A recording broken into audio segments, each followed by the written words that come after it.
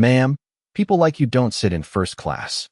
The sentence landed harder than the sound of the boarding door sealing shut, slicing through the quiet cabin with the confidence of someone who believed they would never be questioned. Every nearby conversation stopped. A businessman folded his newspaper. A little girl looked up from the window. A flight attendant pushing a beverage cart froze for just a second before pretending not to notice. Naomi Brooks stood beside seat 2A with one hand resting on the overhead bin, wearing dark jeans, clean white sneakers, and a plain charcoal t-shirt beneath a lightweight jacket. There was nothing flashy about her appearance. No luxury handbag, no designer logo, no jewelry announcing success. She looked like someone returning home after an ordinary business trip, exactly as she intended. The boarding pass in her hand clearly displayed first class, yet the woman blocking the aisle never glanced at it for more than a heartbeat. Nicole Harper, the lead flight attendant assigned to Flight 728 from Chicago to San Diego, had already made up her mind. Her smile never appeared. Her posture never softened. "Economy is through that curtain," she said, pointing toward the back of the aircraft as though giving directions to someone who had wandered into the wrong neighborhood. Naomi remained perfectly still. She had heard those words before, not inside airplanes alone, but inside banks, hotels, conference halls, and boardrooms. The language changed. The assumption never did. Around them, passengers exchanged uncertain glances. A middle-aged white couple quietly watched from row 1. Across the aisle, a young Latino software engineer slowly removed one earbud. Two college students carrying backpacks looked at each other without saying a word. Nobody laughed. Nobody intervened. The silence itself became another passenger waiting for departure. Nicole extended her hand. "Your boarding pass." Naomi handed it over without hesitation. Nicole barely looked before letting out a quiet sigh. "This seat has been reassigned." She said it with such certainty that it almost sounded official. "There must be a mistake," Naomi replied, her voice calm. "Enough to lower the temperature instead of raising it." "There isn't," Nicole answered. "Please move to economy so our premium guests can finish boarding." Premium guests. The phrase lingered in the air like a verdict. A tall man wearing an expensive navy suit stepped into the aisle behind Nicole, carrying a leather briefcase and a platinum luggage tag. Nicole greeted him immediately with a warm smile that had been absent only seconds earlier. "Good afternoon, sir. Your seat is ready." She stepped aside, gesturing toward the very seat Naomi had been standing beside. The businessman nodded politely, assuming everything unfolding before him was simply another airline adjustment. Naomi watched without moving. Her expression never changed. Outside the oval window, baggage carts crossed the ramp beneath a gray Midwestern sky. Fuel trucks rolled past. Ground crews signaled one another with bright orange wands. Everything looked routine. Inside the cabin, however, something had already gone terribly wrong. Nicole folded Naomi's boarding pass once, then again, before holding it against her tablet. "Please cooperate," she said, lowering her voice just enough to sound patient instead of dismissive. "We don't want to delay this flight." Naomi looked directly into her eyes, steady and unreadable. "Neither do I," she answered softly. "But sometimes the longest delays begin with the smallest decisions." Naomi Brooks did not board that aircraft by accident. She had spent the previous 6 weeks reading customer complaints that never reached public headlines, but repeated the same quiet pattern. Travelers described being questioned because of simple clothing, ignored while other passengers received immediate assistance, or asked for extra identification after already presenting valid documents. Each report alone sounded small enough to dismiss. Together, they formed something impossible to ignore. The airline's executive reports called them isolated misunderstandings. Naomi called them warning signs. She had built her career believing that a company was never destroyed by one catastrophic mistake.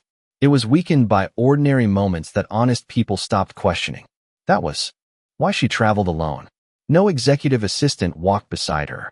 No security team cleared her path. No luxury vehicle delivered her directly to the aircraft. She checked one small carry-on bag, waited in the same boarding area as every other passenger, bought an ordinary bottle of water, and listened as families discussed vacations and business travelers rushed through final phone calls. Every step had been planned. If employees recognized the chief executive officer before revealing who they really were, the test would be meaningless.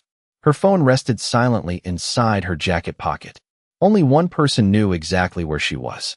Rachel Collins, her executive assistant, had received a simple message an hour before boarding.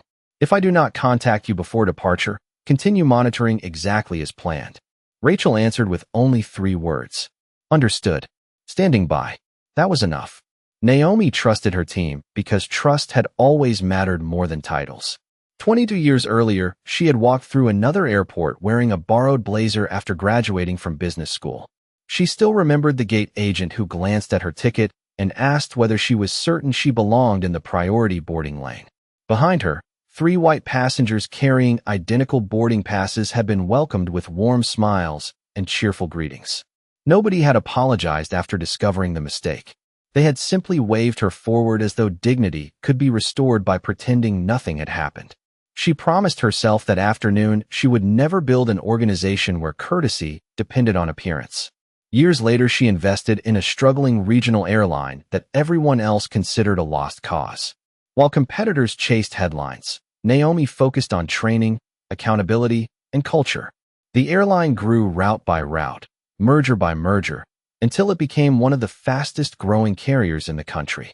Industry magazines praised financial discipline. Investors celebrated quarterly earnings. Yet Naomi understood that numbers could hide problems people were too afraid to report. Culture always revealed itself where cameras were absent and executives were unknown.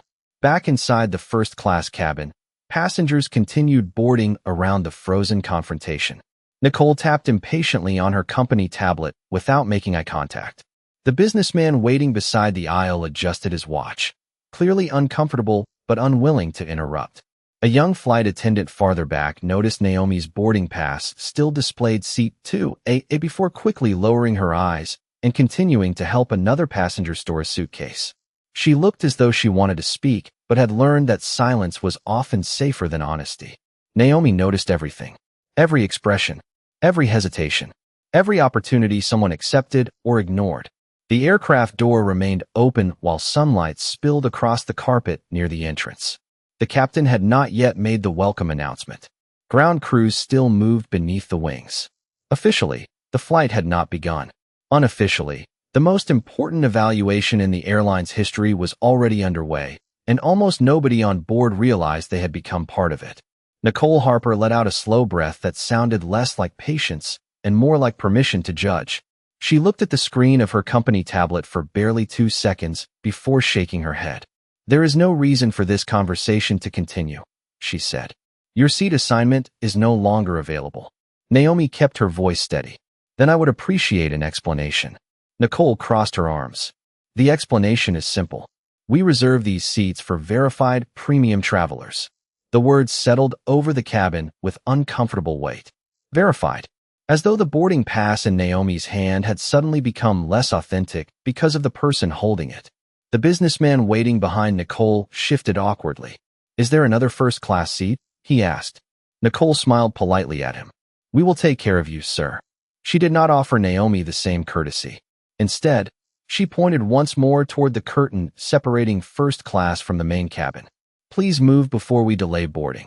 Naomi looked at the digital display on the boarding pass still visible on Nicole's tablet.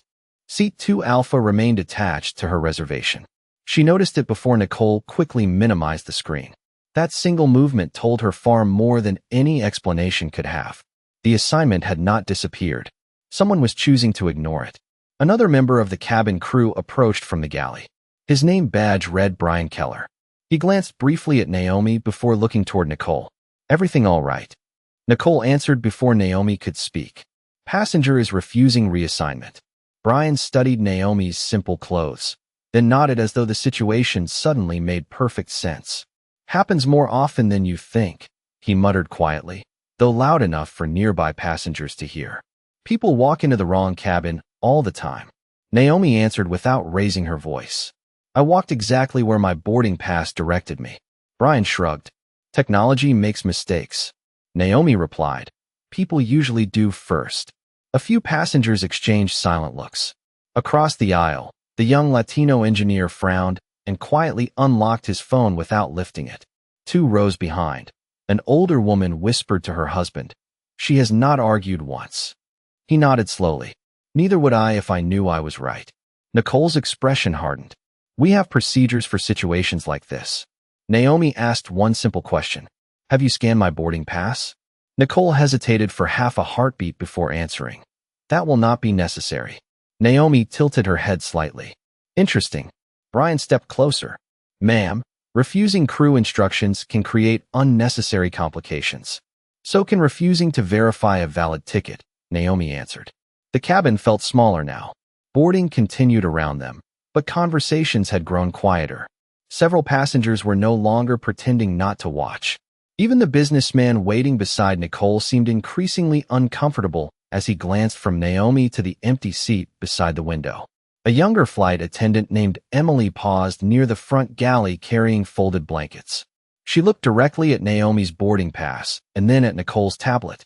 Recognition flickered across her face before disappearing. Just as quickly, she opened her mouth as though about to say something, but Nicole turned sharply toward her. Emily, finish preparing the cabin. Yes, ma'am, Emily answered, lowering her eyes. She walked away, yet glanced back once before disappearing behind the curtain. Naomi noticed the hesitation. Honest employees often recognized unfairness before they found the courage to challenge it. Nicole tapped her tablet again. I am notifying the captain that we have a passenger refusing instructions. Brian nodded in agreement. And I will contact the gate supervisor. Neither of them had verified the reservation. Neither had scanned the boarding pass. Neither had checked the identification Naomi still held calmly in her hand. Procedure had quietly given way to assumption. Outside, the jet bridge remained connected to the aircraft while baggage crews completed the final loading. Inside, a disagreement over one first-class seat was no longer about seating at all. It had become a measure of character, and with every passing minute, more people were unknowingly revealing exactly who they were. Emily reached the galley but did not keep walking. She looked back one more time toward seat 2 Alpha, then quietly turned around before anyone noticed. Her training had taught her to trust the passenger manifest above assumptions, and something about the exchange refused to leave her alone. She approached an unused service screen mounted near the forward jump seat, entered her crew credentials, and opened the boarding list.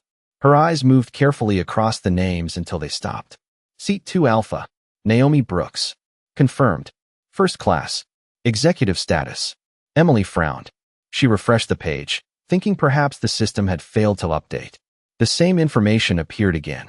There was no reassignment, no cancellation, no warning attached to the reservation. Everything about the booking was perfectly valid. Her heartbeat quickened.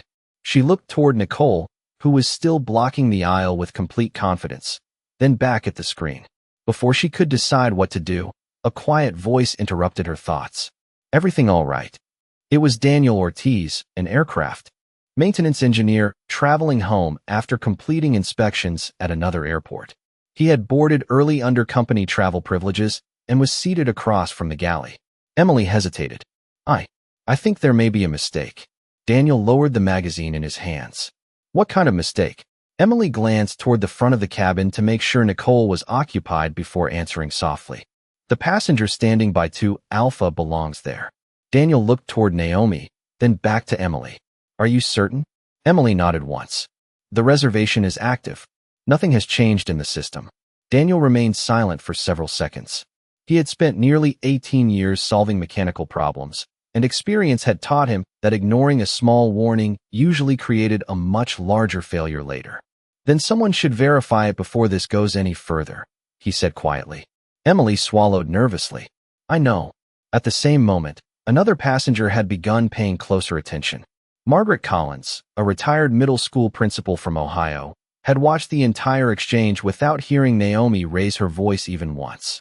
She leaned toward the woman seated beside her and whispered, Does she seem confused to you? The woman shook her head. No, she seems patient. Margaret nodded slowly. Exactly. That is what worries me. Several rows back, the young Latino software engineer finally stood and stepped into the aisle. Excuse me, he said politely toward Nicole. If her boarding pass has not been scanned, maybe that should happen first. Nicole barely turned her head. Sir, please return to your seat. I am only suggesting a simple solution, he replied. Brian answered before Nicole could. The crew has already handled it. The engineer looked around the cabin. Handled it without checking? No one answered. The silence stretched longer than anyone expected. Emily took a slow breath, then gathered enough courage to walk forward. Her hands were steady, even if her voice was not. "Nicole," she said carefully, "I checked the manifest." Nicole looked at her with visible annoyance. And Emily spoke just loudly enough for nearby passengers to hear. "Seat 2 Alpha is still assigned to Ms. Brooks." The words seemed to stop the cabin itself. Brian blinked. The businessman waiting beside the aisle looked from Emily to Naomi. Margaret quietly removed her reading glasses. Daniel folded his magazine completely. Nicole stared at Emily for a long second before forcing a thin smile. "You are new," she said. "There are details you do not understand yet." Emily did not move. "The reservation is valid." Nicole's smile disappeared. "Finish your assigned duties." Emily lowered her eyes for only a moment, but she did not take another step backward. For the first time since boarding had begun, someone inside the uniform had chosen truth over comfort, and the atmosphere inside the aircraft shifted almost imperceptibly. The passengers were no longer watching a disagreement. They were watching a choice between policy and integrity, and more than one person had begun deciding which side deserved their trust. Nicole's eyes hardened the instant Emily spoke the words she did not want anyone else to hear. "I said return to your duties," she repeated, louder this time. Emily hesitated only a second before quietly stepping back, but the truth she had spoken refused to disappear with her. It lingered inside the cabin like a warning light no one could switch off. Brian looked toward Nicole, searching for reassurance that no longer came naturally. "Should we call the gate supervisor?" he asked. Nicole answered immediately. "Yes, this passenger is interfering with boarding." Naomi finally spoke again. "Standing beside the seat printed on my boarding pass is now interference?" Nicole ignored the question and tapped rapidly on her tablet. Less than 2 minutes later, the jet bridge door opened once more. Gate supervisor Kevin Marshall entered the aircraft with measured steps, his airport identification badge swinging gently from his jacket. He glanced first at Nicole, then at Naomi. "What seems to be the problem?" Nicole answered before anyone else could. "The passenger refuses repeated instructions to relocate." Kevin turned toward Naomi with a practiced professional smile. "Ma'am, perhaps we can resolve this outside the aircraft." Naomi met his eyes. "I would be happy to resolve it right here. Please scan my boarding pass." Kevin reached toward the document. Before he could take it, Nicole quietly interrupted. "That will not be necessary. We already verified everything." Naomi noticed Kevin pause. It was only a fraction of a second, but hesitation often revealed more than certainty. "Have you personally verified it?" she asked him. Kevin did not answer immediately. Around them, every nearby passenger had fallen silent. Margaret folded her hands in her lap. Daniel watched carefully without speaking. Even the businessman waiting for the seat looked increasingly uneasy. Kevin finally said, "I am relying on my crew." Naomi nodded once. "That is an important decision." At that moment, Brian gently reached toward the carry-on bag resting beneath seat 2 Alpha. "Let me help move your bag to the main cabin." Naomi calmly placed one hand on the handle before he could lift it. There was no struggle, only a quiet boundary that neither person crossed. "Thank you," she said evenly. "Please leave my belongings where they are." Brian immediately withdrew his hand, surprised more by her composure than by her refusal. For an instant, Naomi was no longer standing inside a modern aircraft. She was 23 years old again, standing at another boarding gate with a new business suit she could barely afford and a ticket she had saved months to purchase. She remembered the employee who smiled politely while saying, "Passengers in this boarding group usually know where they belong." She remembered stepping aside as others walked past without question.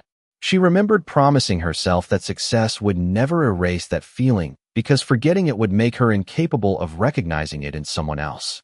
The memory vanished as quickly as it arrived. Naomi returned her attention to the present cabin where the same lesson was unfolding with different faces. Kevin cleared his throat. "Ma'am, if you continue refusing our request, we may need airport security to assist with boarding procedures." Naomi remained perfectly still. "Then before anyone makes that call, answer one question honestly." Kevin looked at her. "What question?" Naomi's voice stayed calm enough that every word seemed to travel farther than a shout. "If I were wearing a tailored suit, carrying a designer briefcase, and looked exactly like the gentleman waiting behind you. Would we still be having this conversation? Nobody answered. Nicole looked away. Brian stared at the floor. Kevin's expression changed almost imperceptibly as the question settled into the silence surrounding them. Outside the aircraft window, the ground crew disconnected the last baggage cart while the departure clock continued counting down. Inside the cabin, something far more important than an on-time departure was approaching its breaking point, because once a simple question exposed the truth no one wanted to admit, every decision that followed would reveal not just individual judgment, but the character of the entire airline. Kevin Marshall looked around the cabin as though hoping someone else would answer Naomi's question for him. No one did. The silence settled heavily over the first few rows until Nicole finally broke it. "This discussion is over," she said firmly. "Either the passenger relocates voluntarily, or we proceed according to company procedure." Naomi studied her for a brief moment before reaching calmly into her jacket pocket. She removed her phone, unlocked it, and typed exactly 3 words. Protocol 7. Her thumb hovered for less than a second before she pressed send. She slipped the phone back into her pocket without another glance. There was no dramatic expression, no warning, no raised voice. Just one quiet message sent to one person who understood precisely what those 2 words meant. Nearly 800 miles away inside the airline's headquarters, Rachel Collins watched the notification appear on her encrypted company screen. She did not hesitate. She opened a secured channel reserved for executive-level emergencies and activated the internal compliance response exactly as Naomi had instructed months earlier.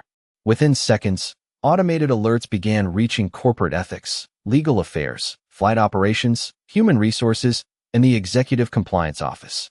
Every available cabin communication, boarding, log, gate surveillance recording, aircraft camera feed, crew tablet activity, and passenger manifest connected to Flight 728 was automatically placed under preservation status. No files could be deleted. No records could be modified. Every action from that moment forward would become part of a permanent review. Rachel spoke quietly into her headset. Protocol 7 is active. Preserve all records. Notify the executive response team. Hold operational changes until further authorization. Across headquarters, computer screens illuminated one after another as compliance officers abandoned ordinary work to review incoming alerts. Back inside the aircraft, nobody knew any of this had already begun. Nicole folded her arms with renewed confidence. "Last opportunity, ma'am." Naomi answered with the same calm voice she had used since boarding. "I appreciate you making that clear." Brian looked uncertain now. He leaned toward Nicole and whispered, "Maybe we should just scan the boarding pass." Nicole shook her head immediately. "We have already spent too much time on this." Emily heard the exchange from the galley and quietly lowered her eyes. Daniel noticed it as well. He had inspected enough aircraft to recognize the sound of small problems growing into expensive ones. Margaret Collins looked toward Kevin. "Young man," she said gently, "truth does not become stronger because more people repeat the same mistake." Kevin exhaled slowly. He still had every opportunity to verify the reservation himself, yet every passing second made reversing course more uncomfortable. Experience often teaches people to follow authority. Wisdom teaches them when authority is wrong. Naomi's phone vibrated once. She did not remove it from her pocket because she already knew what the message contained. Rachel had never failed her before. The response had almost certainly been one sentence. Protocol 7 confirmed. A boarding announcement echoed faintly through the terminal outside while the aircraft remained connected to the gate. Ground crews waited for final clearance. Passengers settled uneasily into their seats, though almost nobody returned to reading, scrolling through phones, or looking out the windows. Their attention remained fixed on the quiet woman standing beside seat 2 Alpha. Nicole finally looked toward Kevin. "Contact the captain," she instructed. "Tell him we need authorization to remove a non-compliant passenger before departure." Kevin nodded automatically and reached for his radio. Naomi watched the movement without the slightest hint of panic. "Please do," she said softly. "The next few minutes are going to matter far more than anyone here realizes." Kevin paused with the radio still in his hand, unsettled not by the words themselves, but by the certainty behind them. Outside, another aircraft lifted smoothly into the afternoon sky. Inside this cabin, however, Flight 728 remained perfectly still, unaware that while everyone believed they were deciding the fate of a single passenger, an invisible process had already begun deciding the future of everyone making those decisions. Kevin raised the radio to his mouth, but before he could speak, the speaker above the aircraft door crackled to life. It was not the captain. It was operations. Flight 728, hold position. Do not close the aircraft door until further notice. The message lasted only a few seconds, yet every crew member looked toward the ceiling at the same time. Nicole frowned. Probably a gate delay, she said quickly, trying to restore the confidence that had begun slipping away. Kevin lowered the radio. That is unusual. Naomi said nothing. Her expression remained calm, almost thoughtful, as though she had expected the announcement before anyone else heard it. Less than 30 seconds later, Kevin's company phone vibrated sharply against his belt. He glanced at the screen. Executive operations. His eyebrows drew together.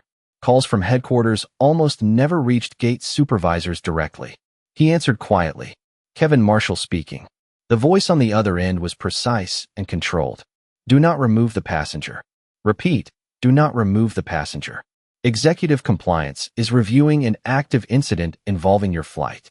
Keep everyone exactly where they are. Kevin's face lost color. Understood. He ended the call without another word. Nicole immediately stepped closer. What did they say? Kevin hesitated.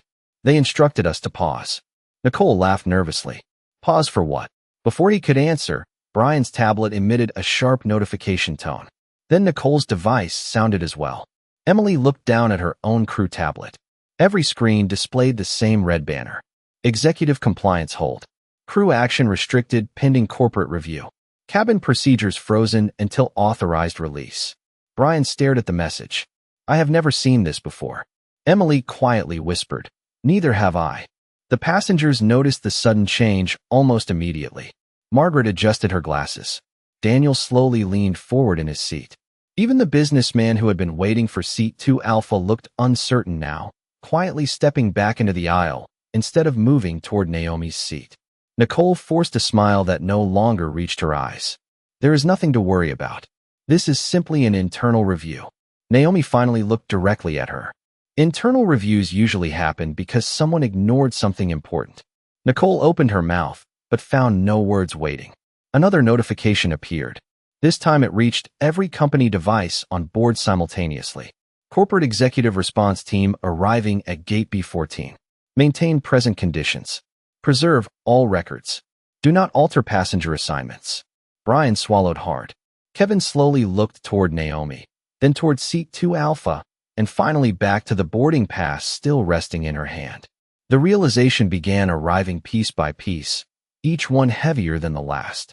Emily's eyes widened as another detail surfaced on the manifest she had viewed earlier. Executive status. Owner-level authorization. She remembered seeing it, but assuming it referred to a corporate travel category. Now she was no longer certain. Naomi reached into her jacket and removed a simple black business card. There was no gold trim, no oversized logo, nothing designed to impress. She handed it to Kevin. He accepted it carefully and read only the first line before his breathing seemed to stop for a moment. Naomi Brooks, Chief Executive Officer. Horizon. National Airways. Kevin looked up slowly, unable to hide the disbelief on his face. Nicole frowned. What is it? Kevin handed her the card without speaking. Nicole read the same words once. Then again, her confident posture disappeared as though someone had quietly removed the floor beneath her feet. Brian stared over her shoulder, his expression turning pale.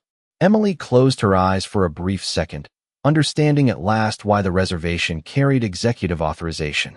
Naomi slipped the boarding pass back into her pocket and spoke with the same calm voice she had carried from the beginning. I was never testing one seat. I was testing whether the people responsible for representing this airline would choose evidence over assumption. No one answered. The cabin had become so quiet that the distant sound of another aircraft taxiing across the runway seemed louder than anyone breathing inside Flight 728. In that silence, everyone finally understood that the person they believed did not belong had been the one quietly measuring whether they deserved to belong themselves. No one moved. Nicole still held the black business card in trembling hands as though returning it might somehow reverse the last few minutes. Kevin looked toward the aircraft door just as three people wearing dark blue executive identification badges stepped onto the jet bridge. They were not loud. They did not rush. Their quiet confidence changed the atmosphere more completely than any raised voice ever could. Leading the group was Rachel Collins. She walked onto the aircraft carrying a slim tablet and a leather portfolio, stopping only when she reached Naomi. "Good afternoon, Ms. Brooks," she said respectfully. "Executive compliance has completed the initial preservation of all records. Boarding surveillance, cabin activity logs, crew device history, and gate communications have all been secured." Naomi nodded once. "Thank you, Rachel." Rachel turned toward Kevin. "Has anyone been asked to leave the aircraft since Protocol 7 became active?" Kevin answered immediately. "No." "Good," Rachel replied. That instruction was followed correctly. Nicole finally found her voice. "There has been a misunderstanding." Rachel looked directly at her. "The purpose of an investigation is to determine whether it was a misunderstanding or a pattern." The sentence settled across the cabin with remarkable weight.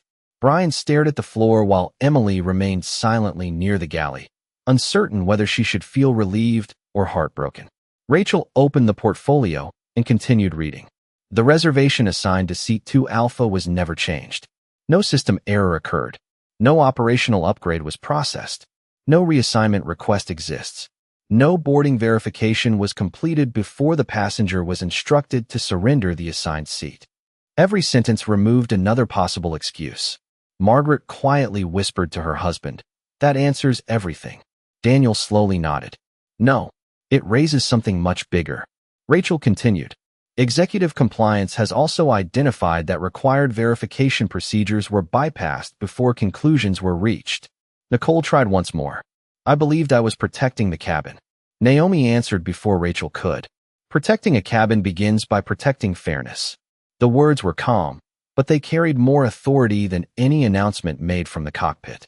Rachel looked toward Kevin. "Please surrender your gate operations credentials, pending formal review." Kevin did not argue. He removed his identification badge and placed it carefully into Rachel's hand. She then turned toward Nicole and Brian. "Effective immediately, your active crew assignments are suspended while corporate ethics completes its investigation. You are relieved from operational duties." Neither protested. Their tablets vibrated simultaneously before both screens faded to a locked company access page. Brian looked down in disbelief. "My login is gone." Rachel answered quietly. "Access has been temporarily disabled under executive authorization." Emily's tablet remained active. Rachel glanced toward her with a faint, approving smile. "Your statement and system verification have already been preserved. Thank you for following procedure." Emily lowered her head, overwhelmed by the simple acknowledgement. Around the cabin, passengers began exchanging quiet looks of understanding rather than confusion. The businessman who had nearly accepted Seat 2 Alpha stepped toward Naomi. "I owe you an apology," he said sincerely. "I should have asked questions sooner." Naomi offered a small nod. Doing the right thing is never measured by how early or how late it begins, only that it begins. Outside the aircraft, ground vehicles that had been preparing for departure slowly came to a stop. Rachel's tablet displayed another incoming update before she handed it silently to Naomi. Naomi read the message once and closed the cover. She looked through the cabin windows toward the terminal where additional operations managers were already gathering. Then she spoke clearly enough for everyone to hear. "Executive Operations has ordered a temporary system-wide departure pause until compliance teams confirm that the boarding procedures involved in this incident have not affected other flights today." The words settled over the cabin with breathtaking stillness. Nobody celebrated. Nobody applauded. They simply understood. The delay was no longer about one passenger or one crew. It had become about restoring trust across an entire airline. And in the silence that followed, every person aboard realized that dignity had just become more important than the departure schedule. The cabin remained silent long after the announcements ended. Outside the windows, aircraft lined the taxiways beneath the late afternoon sun, but none of them moved.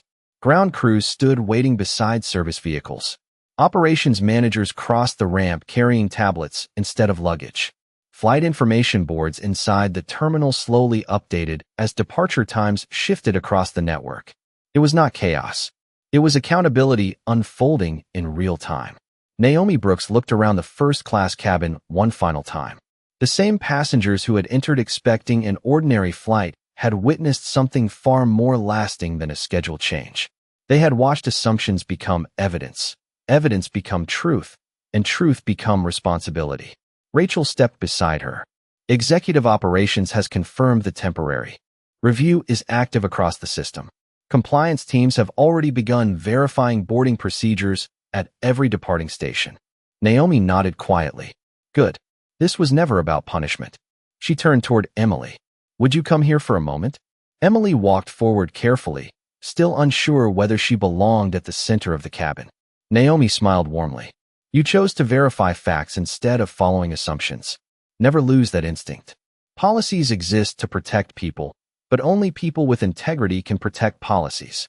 Emily felt her eyes fill with emotion. Thank you, ma'am. I only did what I believed was right. Naomi answered softly. That is exactly why this airline still has a future. She then looked toward every passenger seated around her. I owe each of you an apology. You purchased a ticket expecting to reach your destination today, not become witnesses to an internal failure. Your patience has helped expose something we needed to confront honestly. Margaret smiled gently.